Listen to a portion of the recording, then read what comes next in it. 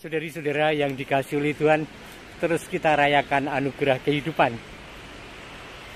Saya sedang ada di hutan, tepatnya di Alas Ketu, yang sebagian kecil dari hutan pinggir kota ini masih terawat dengan baik, sebagian kecil. Dan biasanya yang dekat dengan keramaian, utuh. Tetapi masuk sedikit atau keluar sana sedikit sudah menjadi peladangan yang bagi saya cukup menyedihkan. Tapi oke. Saya pagi sudah misa harian, dan kemudian saya memanfaatkan waktu pagi ini untuk langsung cepat-cepat keluar. Kenapa? Karena suhu udara musim kemarau adalah suhu udara yang sangat menyenangkan. Tadi saya keluar sekitar 20 derajat Celcius, sekarang mungkin 22. Jadi dingin sejuk. Dan saya ingin menikmati dengan bersepeda pagi-pagi. Maka salam sehat untuk Anda semua. Terus semangat untuk Anda dan keluarga. Nah, ada hal yang menarik yang sayang kalau tidak kita ingat dan menjadi kekuatan, yaitu firman Tuhan hari-hari ini sekitar bagaimana seorang Musa dipanggil oleh Tuhan dan dipercaya untuk melakukan kehendaknya yang sangat dahsyat, yang kemudian akan terus dikenang oleh umat Israel sampai hari ini dan dirayakan terus-menerus sebagai hari raya terbesar Paskah mereka, yaitu pembebasan dari perbudakan Mesir. Tetapi saya tidak akan matur, tidak akan sampai pada pembebasan, tetapi bagaimana Musa dipanggil. Saya flashback dengan kisah Musa.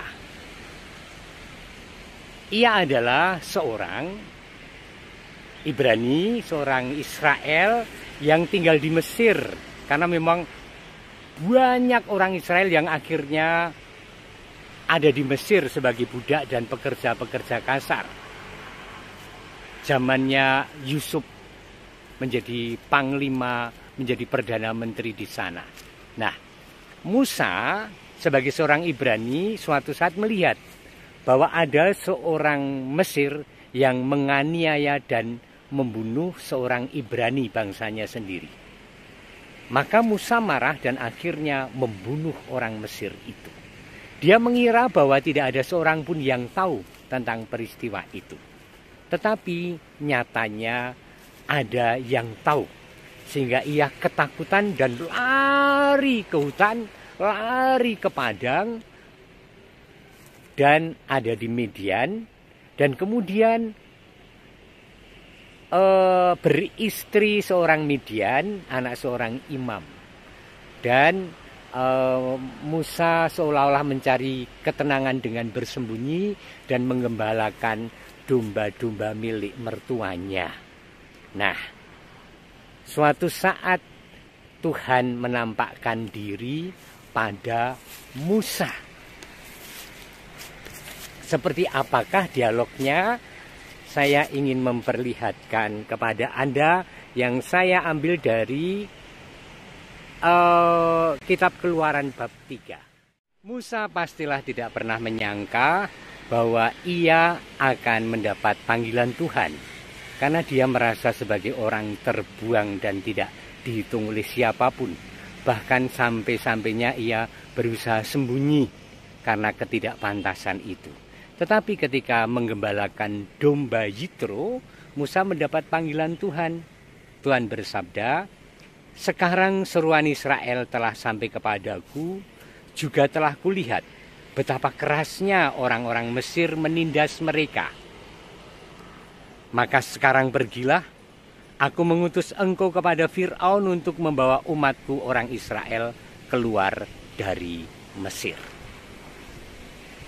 Musa berkata kepada Allah, "Siapakah aku ini? Maka aku harus menghadap Fir'aun dan membawa orang Israel keluar dari Mesir." Dan selalu Allah meneguhkan siapapun yang ragu tentang panggilannya dengan berkata, "Bukankah aku akan menyertai engkau?" Wow, keren banget. Kita pun tidak menyangka bahwa Tuhan memperhitungkan setiap pribadi di antara kita. Tuhan memperhitungkan Anda dan memperhitungkan saya sebagai miliknya, sebagai pilihan Allah. Amin. Dan kepada kita, sebagaimana kepada Musa, Tuhan mempercayakan perutusan itu. Tidak dalam kesucian kita, bahkan ketika kita sedang galau. Allah itu juga ngopeni orang-orang yang galau, orang-orang yang sedang panik dan sedang tidak jelas hidupnya. Itulah Musa. Tetapi juga lihatlah panggilan Paulus. Paulus itu dipanggil dan dipilih Tuhan bukan ketika dia sudah siap. Bahkan ketika Paulus masih getem-getem ingin menyirnakan dengan pedang dan menangkap setiap orang penderek dalam Gusti Yesus. Dan saat itu Allah memanggil. Bukan hanya pada Paulus, pada Petrus, pada Daud yang mengambil Berseba, istri seorang perwiranya, prajuritnya. Semua dipakai Allah bukan karena sempurna. Kalau mencari yang sempurna, tidak ada yang sempurna. Anda tidak sempurna, saya tidak sempurna. Tetapi kesanggupan Musa dan keberanian menanggapi panggilan Allah itu adalah poinnya. Poin yang berikutnya, keterbukaan hati untuk dipimpin oleh Allah. Dan itu berlaku bagi saya dan itu berlaku juga bagi Anda dan kita semua. Yuk setidaknya hari ini terbuka pada Allah yang membisikkan sesuatu untuk kita lakukan. Dan kita katakan amin pada kehendak Allah. Atas dasar pengalaman Musa di kitab Keluaran bab 3. Tuhan memberkati Anda dan keluarga, Bapa dan Putra dan Roh Kudus. Amin.